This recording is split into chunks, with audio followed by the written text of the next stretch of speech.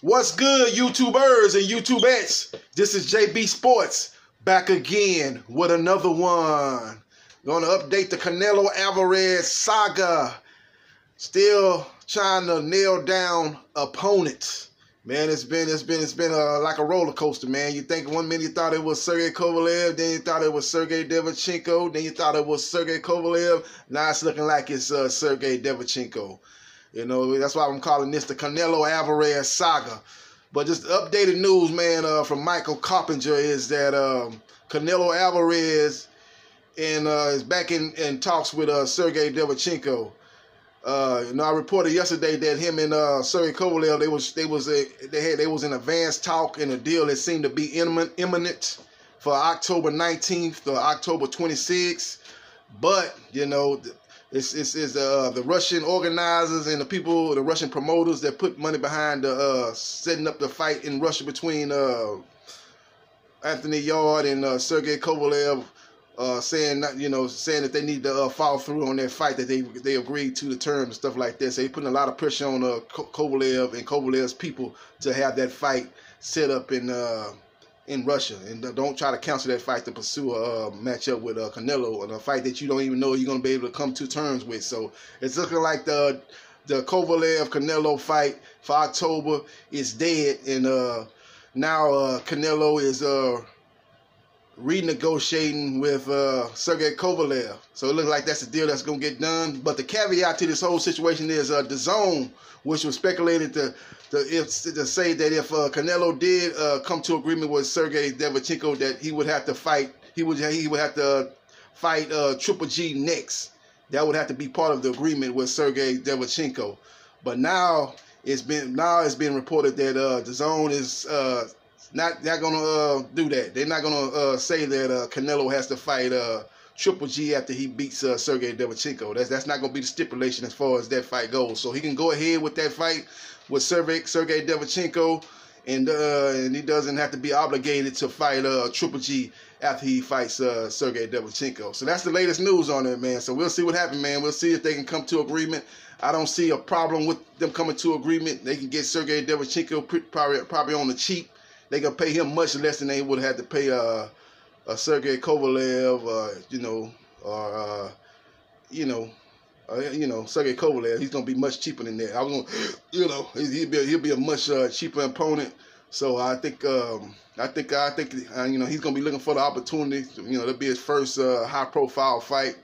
He can fight, and he'll be looking to get a chance to fight for the title. This will be his second opportunity fighting for a belt. As you know, last year he fought Daniel Jacobs for the IBF strap and lost in a very competitive fight, via split decision.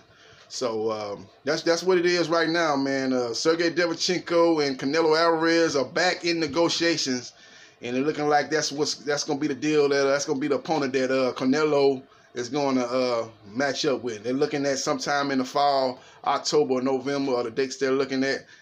Maybe probably the same dates that they were looking at for the Kovalev fight, October 19th and October 26th. So we'll see what happens, man. But it's just been an up and down thing, man. When you see stuff like this transpiring, man, you just think, man, Oscar De La Hoya and Golden Boy, man, they got to get a little bit more. They've got to get a little bit more. It's looking like amateur hour. I'll just put it like that, man. They had the same situation going on with the Triple G rematch, man. You were negotiating with Triple G, and y'all couldn't come to no agreement, so you pulled out of negotiations. Then you jumped in negotiations with Daniel Jacobs, and you offered Daniel Jacobs a deal that he wasn't satisfied with, him or Eddie Hearn. So I think you gave them like 24 hours or 48 hours to agree to the terms, and they weren't happy with the term. They felt the percentage was too low. And then you jump back in negotiations with Triple G, and you give Triple G what he asked for all along. And that's the same thing that happened in this situation. You know what Sergey Kovalev wanted. You offered him $6 million. He said that was too low. He wanted what you gave Daniel Jacobs, which was reported to be $12.5 million. And you got to understand that Sergey Kovalev is going to have to pay Anthony Yard and his people step aside money. He's going to have to pay Top Rank, who's co-promoting along with Main Events and Cat to Do. He's going to have to pay them some money. And, $6 million, could easily go from $6 million to, what he walks home with is probably about, after he get through paying his managers and trainers, he probably, in taxes, he probably walking home with $2 or $3 million. So that's and for a fight of that magnitude with a Canelo Alvarez, that's not what you want to be walking home with. You especially when the guy's coming up to fight you for your title, man. You give him an opportunity to fight for your belt. He's got a name, but you got a name too. You've been on 2 previous pay-per-views with Andre Ward. And those pay-per-views didn't do well, but I think one of them did 190,000, and the other one did 170,000. I think the first one did better than the second one. So, he's been on pay-per-views, and he beat Bernard, the execution of Hopkins. He's got some big wins, man. Beat Pascal, James Johns Pascal, the guy that beat Chad Dawson. Guy that beat Chad Dawson and became the man at light heavyweight.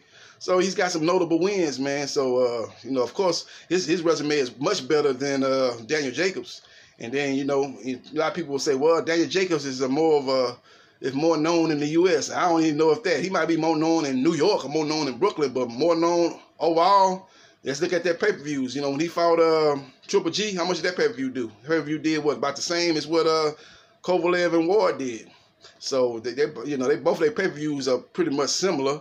And Kovalev, like I say, has a better resume. And he's fought in L.A., he's fought in New York and stuff like that. So now Fighter has a huge following, so they pretty much on the same page. And with Kovalev having a much better resume, man, he's more than right to be asking for $12.5 million. So obviously, Canelo and Golden Boy upped the offer from $6 million, but they probably, they didn't up it. They didn't up it enough to what will satisfy Kovalev and his people. And then with the Russian promoters putting pressure on them to stick with their original plans and fight Anthony Yarde, they backed out of the negotiation, and it has been reported that they're going to go ahead with the fight with Anthony Yarde on August 24th on ESPN Plus. But that's what's going on, man. I'm just going to tie a bow around the whole thing, man. But the bottom line is, Canelo Alvarez is looking like once again for the second time, it's looking like he's going to be fighting Sergey Derevyanchenko.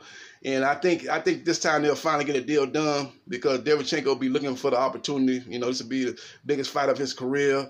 He's gonna come on the cheap for Oscar De La Hoya and Golden Boy. He's pretty much, I'm not gonna say he's gonna take anything they give him, but they throw $2 or $3 million at him.